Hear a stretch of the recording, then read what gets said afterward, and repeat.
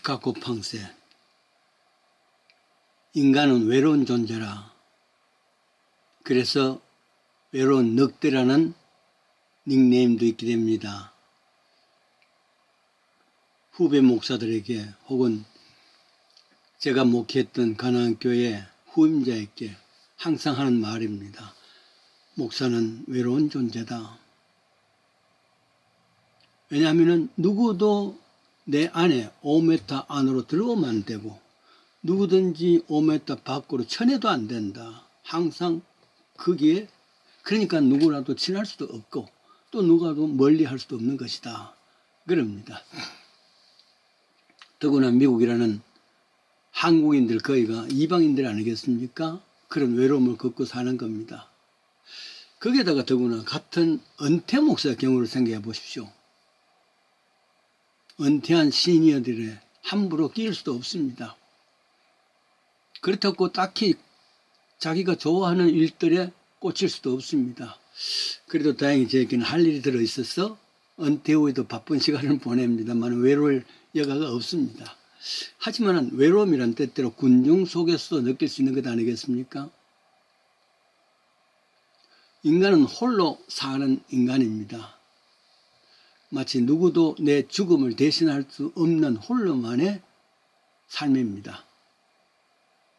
그런데 사람마다 군중 가운데서 자신을 보며 위로받을 때가 있습니다. 32년 전 처음 한국을 방문하실 때입니다. 그때만 해도 우리들 학생 때 있었던 입석버스라는 게 있었습니다. 좌석버스는 요금의 2배죠. 그러니까 입석버스라는 것은 항상 사람들로 가득 찼어요. 이리 지고 지고 몸이 부대낍니다. 항상 만원이란 말이죠. 차장이 오라이 출발하면은 그때 운전사는 출발할 때 가득 사람들이 한두 번 휘청 버스를 돌리면은 그 많은 사람들이 좀 여유가 생기게 되지요. 그런 입석버스에 탔던 기억이 새로워서 처음 30년 전에 처음 한국 갔을 때는 일부러 그 입석버스를 탔습니다. 얼마나 위로가 되는지 말이죠. 왜냐하면 나는 외로운 사람이 아니라 홀로 있는 사람이 아니라 이런 여러 사람들 속에 나도 있구나 하고 웃었던 얘기입니다. 혼자가 아니란 말이죠. 늘 혼자 외롭게 살던 내가 사람들 속에 밀리면서 그 인파 속에서 나도 한 사람의 동질감 혹은 안도감을 가졌던 그때가 있었습니다. 이번 방문 중에도 그랬습니다. 구정이 있었죠. 용산 가까이 내 숙소가 있는 가까운 곳에 남대문 시장이 있습니다. 그곳을 방문했습니다. 그리고 구정 바로 전날에는 청량리에 있는 경동시장을 방문했습니다. 많은 사람들, 인파들, 사람들 속에 부딪히고 상인들의 고함소리를 흥정하는 소리, 상품 속에 인산인해 말 그대로 현장이 사람들이 살아있다는 것, 사람들이 여기에 동질감을 가졌다는 것, 그 인파 속에 나도 있다는 것을 생각하면서 위로를 받는 것이죠.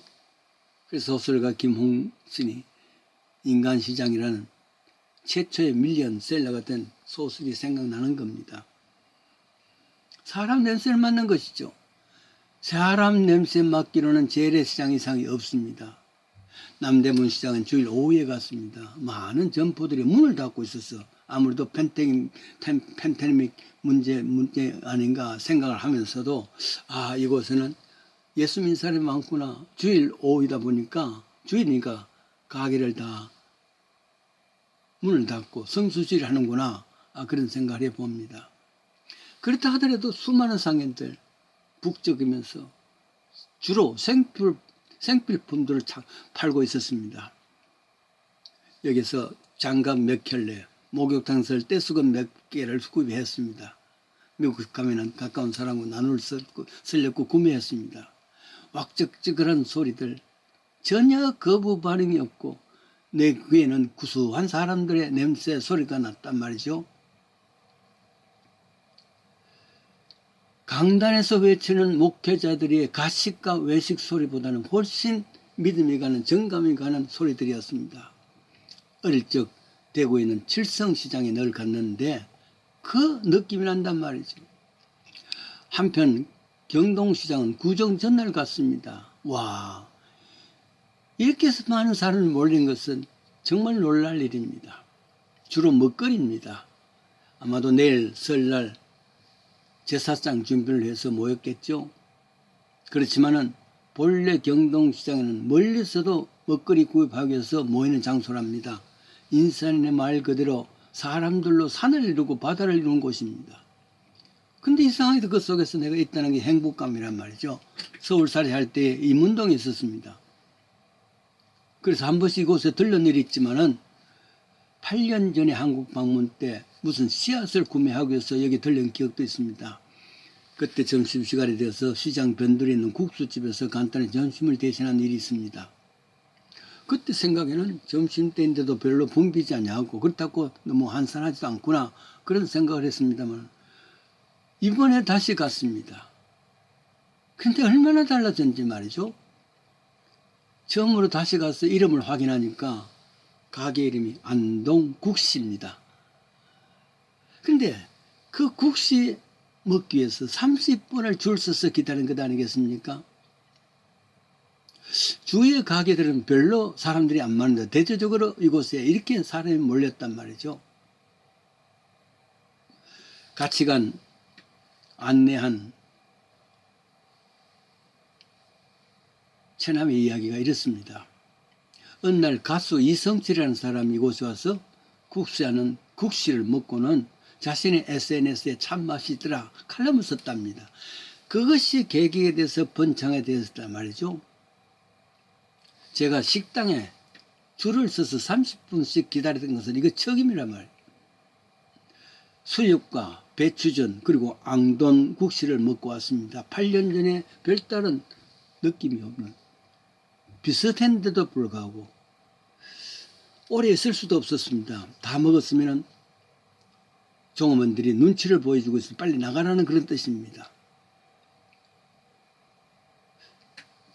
그날 오후에는 나보다 6살 위엔 누님 계시는 부천의 형제들과 만나자고 약속을 했습니다. 용산에서 전철을 탔습니다. 1시간쯤이면 부천에 갈 수가 있는데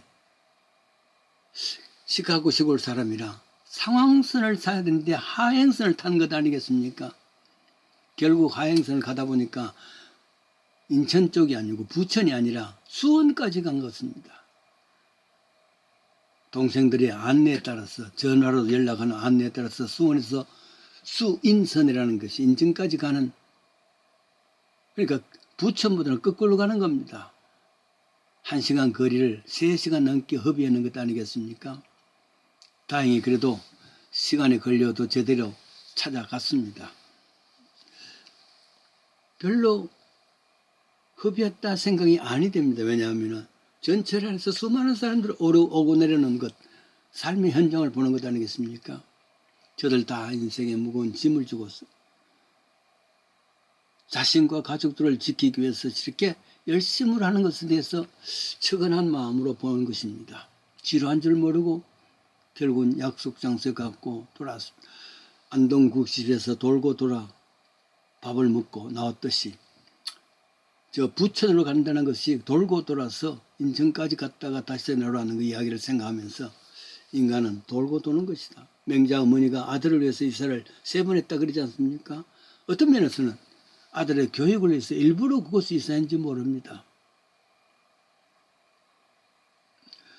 시장에 살아가는 사람들을 보고 배우란 말이에요.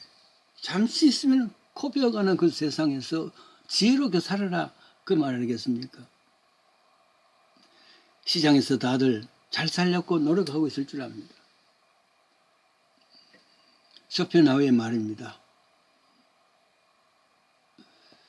행복의 꿈이란 것은 내가 너무 많은 소유를 위해서 살다 보니까 행복의 꿈이 깨어지는 것이다. 그렇다고 그 소유에 대해서 밖에 있는 사건, 그것을 해결하려고 하는 것이 아니라 내 안에 있는 욕심들이 없어지면 행복이 오는 것이다. 불교적인 이야기죠. 그렇습니다. 이 고통을 잘 이겨내는 것이 행복인 것이다. 내 마음에 있는 고통은 결국 욕심 때문에 고통이 오는 것이다. 이 고통을 잘 이겨내면 그것이 행복이라는 그 말씀을 읽었습니다. 외로운 사람들이 아니라 시장에서 전철에서 수많은 사람들 속에 나도 있다는 것을 알면서 모두가 고통 속에 사는 그 중에 나 한 사람, 나도 같은 고통이 있다는 것을 알 때 한 커뮤니티, 공동체에서 나도 사람이다 확인하고 돌아온 귀한 여행입니다.